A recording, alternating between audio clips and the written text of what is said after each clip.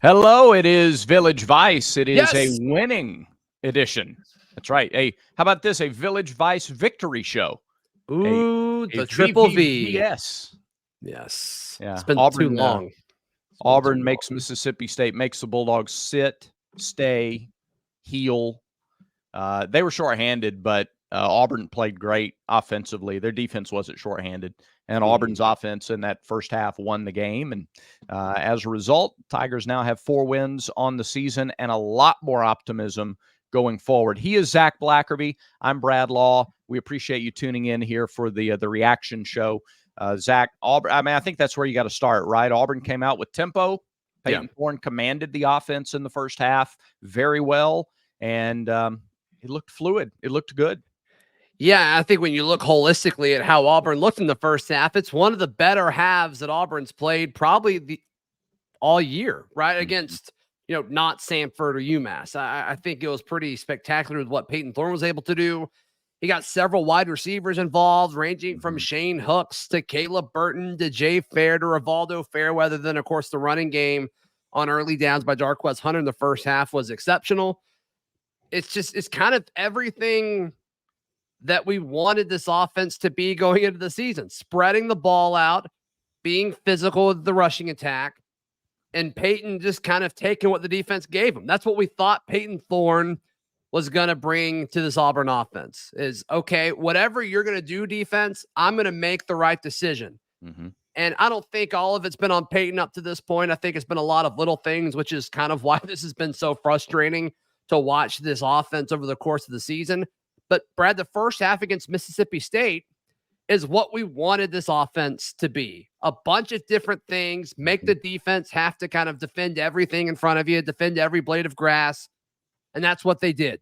And it was a lot of fun. I think a lot of people were kind of in shock when the team kind of ran into the tunnel at half, because even that final drive of the second quarter before halftime, it's like it kind of had the feeling of like, okay, maybe they'll dink it and dunk it and take a field goal, or maybe they'll run the clock out.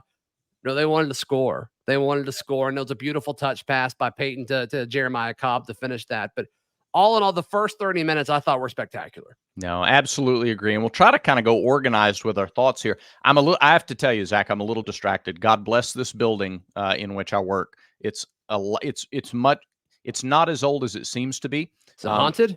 It kind of sounds that way. I don't know if you're able to pick up on it. It does. It sounds like I have Halloween goblins playing skee ball in the walls. I don't know if it's pipes. I don't know if this thing's going to collapse in the next 30 minutes, but it's a little distracting. So we're going to try to stay focused and go. All right. Darquez Hunter rushed for 11 yards right up the gut to start the game. And that was great for a couple of reasons. First down success. I'm going to come back to first down success in the first half here in a little while. But we talked all week long about how both teams were going to try to really sell out to stop the run. And Darquez going 11 yards on that first play affected the state defense the rest of the half. I noticed the best ball fakes of the year, best play fakes of the season from Payton Thorne in this game. It's like he held the ball in the gut of the running back for an extra split second.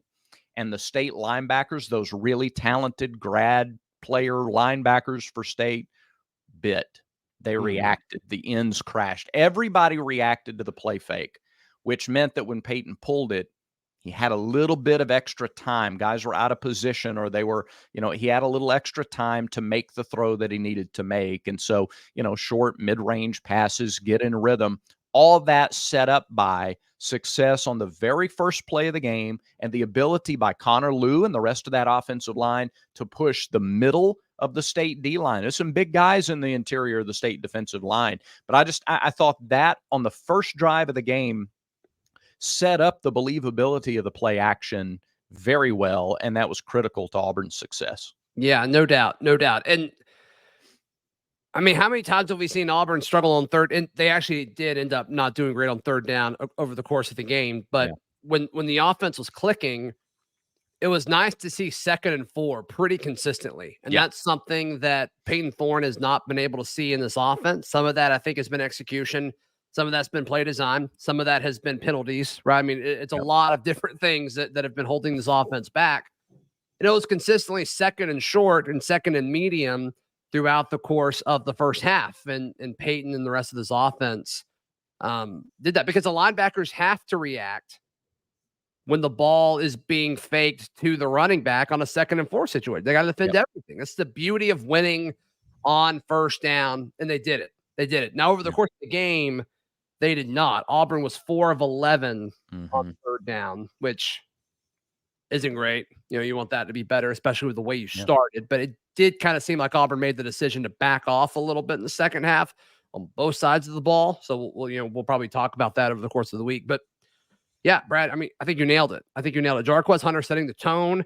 And then even that big run at the end, I think it was a 50-yard run to kind of cap off this game and kind of put a nice bow on it. I mean, Jarquez Hunter, over the last 2 weeks, he's looked like we thought Jarquez Hunter would look.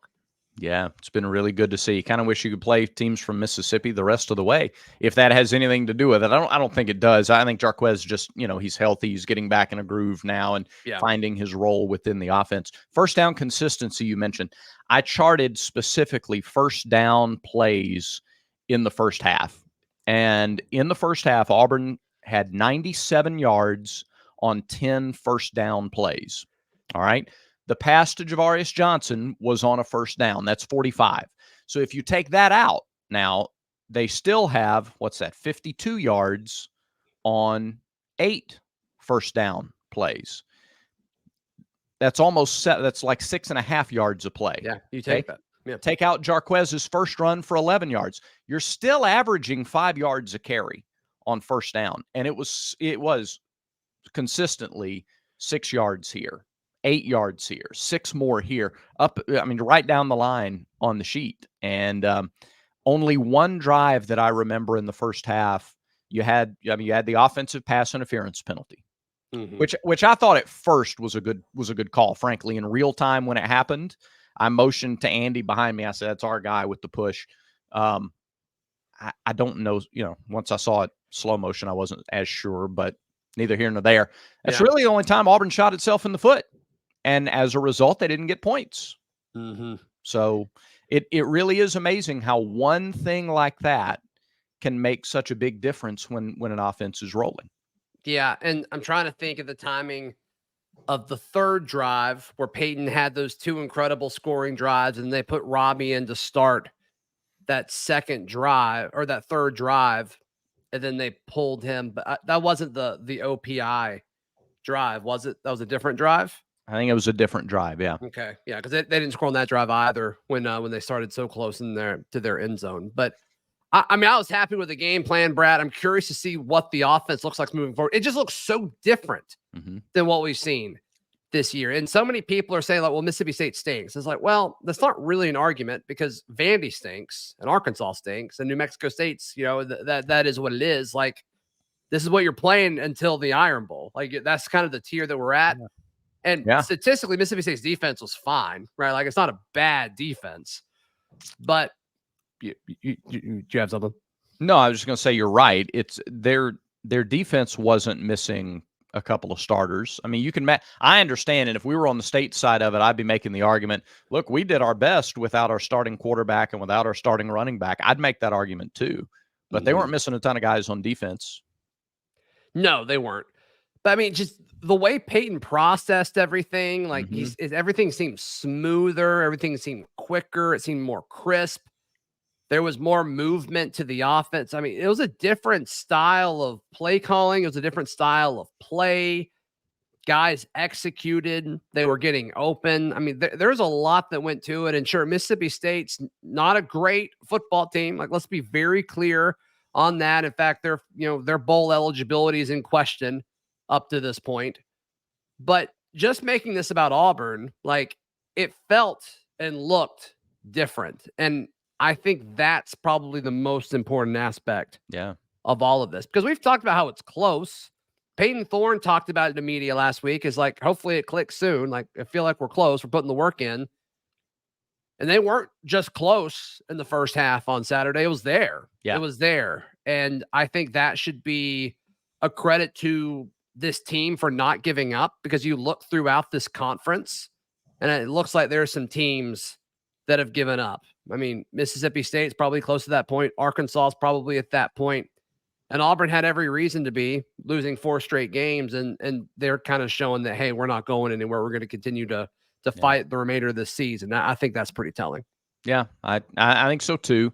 We'll talk a little more about it after you tell everyone about our friends at mybookie.ag, Zach, because there's plenty more to talk about from this game. Yes, mybookie.ag is the best place to gamble on all of your sports action. Doesn't matter where you live. MyBookie has you covered. Go to mybookie.ag, make a free account, and when you are ready for that first deposit, use promo code next round. We'll take care of you. Or I guess MyBookie will take care of you on behalf of us. But it helps show out a ton, and you will have a blast wagering on all the lines and props and everything going on at MyBookie. It's a great time of year to be a sports fan, especially with college basketball starting soon, the NBA, both college and pro football. I mean, there's a bunch of stuff happening right now, even the World Series. So mybookie.ag, make a free account. When you make that first deposit, use promo code next round. Do you think the quarterback stuff, Brad, is done? Do you think this whole rotation is done? Robbie had 2 snaps. On those 2 snaps, he carried the ball twice for 8 yards. That's what we were looking at with Robbie Ashford's usage. Do you think that the rotation is done and that's kind of what Robbie's role is going to be moving forward? Or will it be a situation where, okay, we see Auburn and Nashville this Saturday and then Robbie's back taking 15 snaps? What do you think is going to happen here? I think it'll be similar as long as it's working.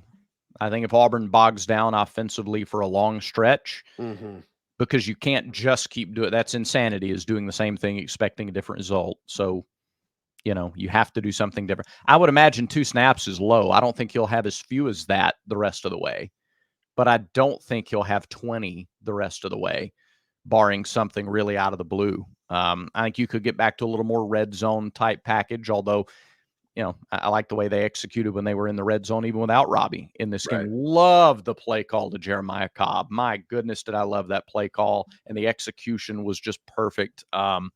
I thought that Payton's comfort, though, had more to do with tempo than it did the absence of Robbie. And I could be wrong about that. It may be that he was on the field more. He wasn't coming on and off the field as much. But I just thought Payton in the tempo looked more comfortable than Payton with a whole half, if that makes sense. That touchdown to Jeremiah Cobb was the only snap he played. Yes. Yeah. Weird. It's weird, right? That's strange. That's strange to anybody? Just me? Well, it is, because I think at this point red shirt's not even on. It's not on the table. So he's yours for November.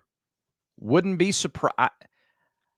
I say I wouldn't be surprised to see him used more in the month of November, but you just got Damari back, and Jarquez is looking like old Jarquez. And there's only one football, and there's only so many plays in a game. So I don't know. Maybe the spot explosiveness is what you get with Jeremiah for the rest of the year. Yeah, I mean, you gotta think the way that they use him when he's on the field defensively. You have to know that he's there. You have to treat him a little bit differently, which I thought was going to be kind of how Brian Batty was going to be used, and we haven't really seen that as much as I thought we would. Yeah. So even with Austin out, now that he's back, I feel like you're certainly not going to see it. Could be wrong, but yeah, there's 4 really good backs that you feel comfortable with, and like you said, only one football. And if your goal is to substitute little, to only substitute a little bit, then, well, it makes sense. If you get down to number 3, number 4 on the depth chart at a position, you're just not going to see them as much. So it was good to see him in there. It's good to see the execution again. I love the play call, and was glad for Jeremiah that he got the catch in the end zone. Yeah. What'd you think of the receiving game on Saturday? Well, it brought back a conversation that we had during the week, and the one to Hooks notwithstanding, and I love his toughness, and not just to make the catch, but the touchdown or the drop. The touchdown. Gotcha. Yeah. Not just the catch, but the way he dragged the guy to the end zone. He finished the play. He kind of looked like a guy who'd been challenged by his receivers coach, by Marcus Davis, and maybe by the head coach who, has an affinity for receivers. But You mentioned the possibility of some of the smaller receivers on the roster stepping up down the stretch. And Jay Fair, Javarius Johnson, those were the guys who made, and Caleb Burton, Malcolm Johnson Jr. got a catch. The disbursement was one thing, but again, the speed, the ability to get free, and the consistency to make the catches, I was impressed by what I saw from the Auburn receivers. And what do you chalk that up to? It's not one guy getting 9 balls, so he's in a rhythm, but it was spread out. It was really good to see. I think you got to have that the rest of the way. Yeah, Rivaldo, 4 targets, 4 catches. Jay Fair, 3 targets, 3 catches. Then Jarquez had 2. Camden had 2. Damari had 2. Javarius Johnson had 2. I mean, I love that. I absolutely love that. Everybody who was targeted in the game plan on Saturday had a catch. Yeah. And I believe that's the first time that's happened this year. In fact, it's the first time 11 different receivers caught a pass for the first time since the Samford game in 2019. So, and it would have been 12 had they not been called for illegal man downfield on Brandon Frazier's catch. Brandon Frazier, yeah.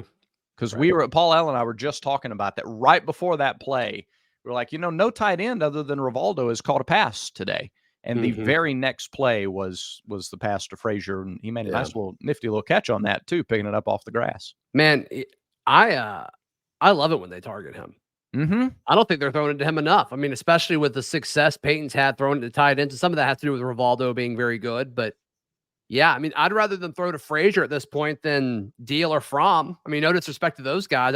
I think I trust Frazier more in the passing game right now. Yeah, I mean, and you should, because he's more proof this year of being able to make the catches, whether it's over the middle or in the red zone or what have you. There are a lot of firsts since in this game. And this is more of a stat to tell you how much the offense has struggled before Saturday. But the 2 touchdowns in the first quarter were the first time this year that Auburn's had 2 touchdowns in the first quarter. Didn't happen against UMass. Didn't happen against Samford. First time all year. First passing touchdown in a first quarter this year. And they got 2 of them. So that's so bad, man. I know. And I'm going through. So I'm going through in the booth. The sports info staff does a great job with their game notes. And I'm going through and they list all the scoring drives for the year. And they note the quarter in which it happened. And so I'm looking at it and I go, oh, that can't be right. Surely we had one. Okay, surely Samford. Sure. Nope. And don't call me Shirley. It's not. It just wasn't there. It hadn't happened. Yeah, I'm remembering now the meltdown that happened early in the Samford game because of the pick in the end zone. Yeah. Wow. That's crazy.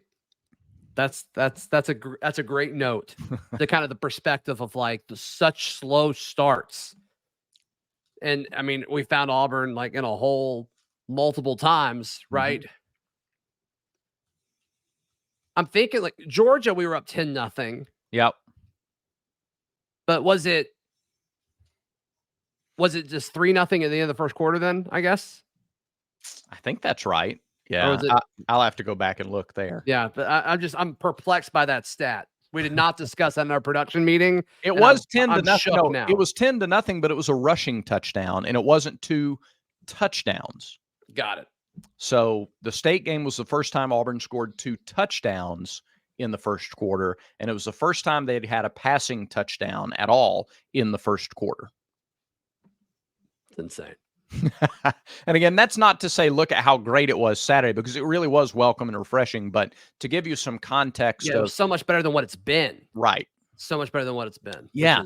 And the question now is and I know that's one of the bullet points on the right, is what does this do going forward? How would we have felt if Auburn had come off of Texas A&M and instead of hosting Georgia, they had hosted Mississippi State, and coming off the A&M loss, they had beaten Mississippi State 27-13.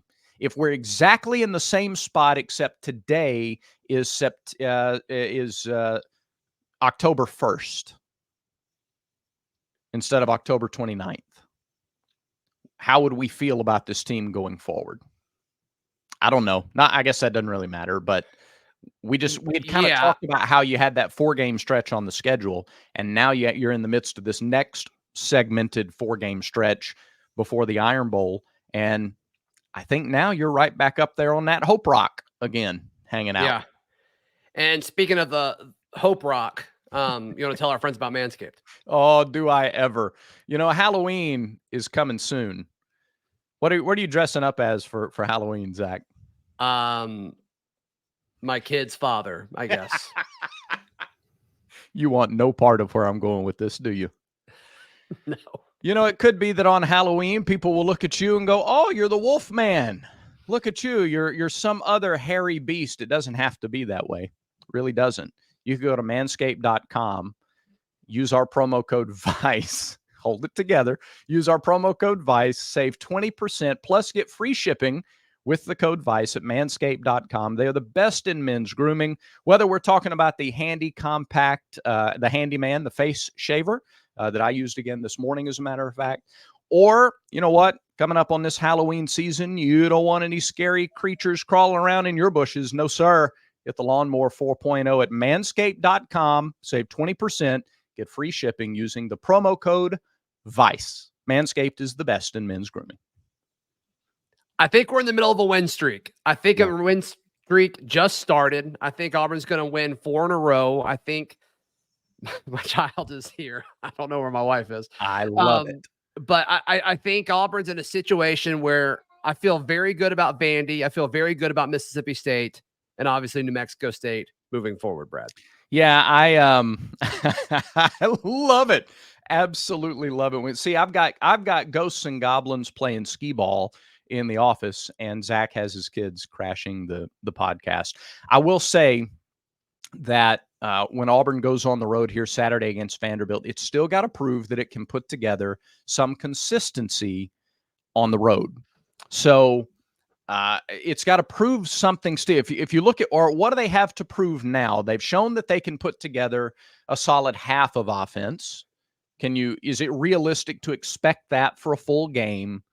I think more than that, can they do it on the road? Cal, A&M, LSU, poor starts, and poor finishes. LSU maybe didn't finish poorly, but the game was out of hand, so it doesn't matter. Yeah. You have to start better against Vanderbilt, because no matter how much more talent you have than Vanderbilt or how much more cohesion you have than Arkansas, you go on the road in the SEC and you start slowly and you give these teams a little bit of belief, you can lose these games. You're not just going to win because you show up with the AU on the helmet. Yeah, I think Auburn's devotion to running the ball early now is changing who this team is mid-season. I mean, they didn't seem to want to do that early, and maybe they couldn't, right? Maybe Jarquez was actually a little, shaken up more than we realized. Who knows? Who knows? But it just seems different. Yeah. I also think, and he graded terribly on PFF, but the eye test, I thought Connor Liu changed the running game. Personally, I just thought the push that they got on the interior was better than it normally is. Could that have been Mississippi State? Sure. It totally could have been. Could it have been the scheme slowing guys up because they had to make more decisions? Sure. Totally could have been. But regardless, it was better, right? That's really all that matters, is that it was better. And I think if you could do it against Mississippi State, you can do it against Vandy, and you can do it against Arkansas. Vandy's in a situation, right, where Auburn can line up and beat Vandy. They should be able to. If not, there's problems. I give you that. If not, there's problems. But when you look at Arkansas, they go to Florida this weekend. Yeah. And this is just a broken team where if they've got to go play in a place where, I know Florida's not as good as they probably should be at this point. But that's a tough place to play. And that's going to be a physical football game. Then they got to go back to Fayetteville. I think that falls in a really nice spot if you're Auburn. I think Auburn benefits from the timing of when that game is played. I know it's going to be back-to-back road games, but I think Auburn's got a shot to, get a coach fired, which is always kind of something that's interesting to see an opportunity kind of pop up in front of you in conference play. So, and also, this is an Arkansas team that a lot of people really believed in going into the season. It didn't go the way they thought that it would. that locker room has to be in a tough state emotionally. And we've seen Auburn teams go through that too, where like over the course of the year, they're just not as in it as they were. Right. And if Sam Pittman can hold it together, props to him. And I like Sam Pittman. I think he's a fine coach. I think he's underachieved the last 3 years, but it is what it is. But I think Auburn's I think they just started a 4-game winning streak. And I think they're going to be 7-4 going into the Iron Bowl. And I think that is an incredible situation to be in, and a situation that 90% of Auburn fans would have taken going into the season. 100%. And if you don't think this place will be jacked up for a 7-4 Auburn team hosting Alabama, but riding a 4-game winning streak, if that happens, this place will be just as jacked up as if both teams were undefeated coming in. Guaranteed. Yeah. Maybe not that, but I do think. Oh, no, it would. It's going to be electric. It's going to be electric. Yeah. There's no question about it. Now, we got to get we got to get there. I'm very curious about Arkansas this week against Florida because they've had a week off. They have they have an interim offensive coordinator. So theoretically, you could make the argument, all right, the old way is gone and they're not going to struggle as much, and we'll see what they look like offensively. If Arkansas can't reinvent itself, I look at I have a healthy respect for Arkansas in Fayetteville, even though Auburn's done well there historically. Sure. But I look at that team and I go, they can't be that bad with KJ Jefferson at quarterback. They can though, Brad. But they can't. But they have been. Yeah, right. They have been. They have been. Vanderbilt has given up 30 or more points every week since September 2nd, since they played Alabama A&M. Okay, 36 to Wake Forest, 40 to UNLV, 45 to Kentucky, 38 to Missouri, 38 to Florida, 37 to Georgia, 33 to Ole Miss. Yeah. Yeah, and some of those teams you mentioned are good, and some of those teams you mentioned have better offenses than Auburn, but some don't. Some don't. Right. Some certainly don't, and it's not like their offense is, extremely explosive either. So I think this is going to be a similar looking game to what we just saw. I think if Auburn scores in the 20s, that's enough. And, then you win 2 in a row, and then you get ready for Arkansas. So I like the spot that Auburn's in. This is exactly what I predicted going into the season. Mm-hmm. And I think Auburn's going to finish with an opportunity to be either 8-4 or 7-5 when it's all said and done. They're going to play in a bowl game better than the Birmingham Bowl. This is everything's okay. The 4 games in a row were brutal. It stinks that Auburn lost that gauntlet, but most teams in college football probably would have done the same thing. So they've got a chance to win these, to win 4 in a row. And then, Iron Bowls against hot teams in Jordan-Hare Stadium. You just never know what's going to happen. So that's right. We'll talk about all that and more throughout the week. Brad, I think that about does it for today's show. It does. Thanks everybody for watching. We will take them one game at a time. We promise you that. Remember, by the way, had somebody yell at me at the Tiger Tailgate Show 10. He goes, Brad, I go, yeah, man. He goes, Village Vice. Love it. So we appreciate you tuning in, and we love public shout outs. We really do. Until next time, remember, everyone has vices. Make sure Village Vice is one of yours.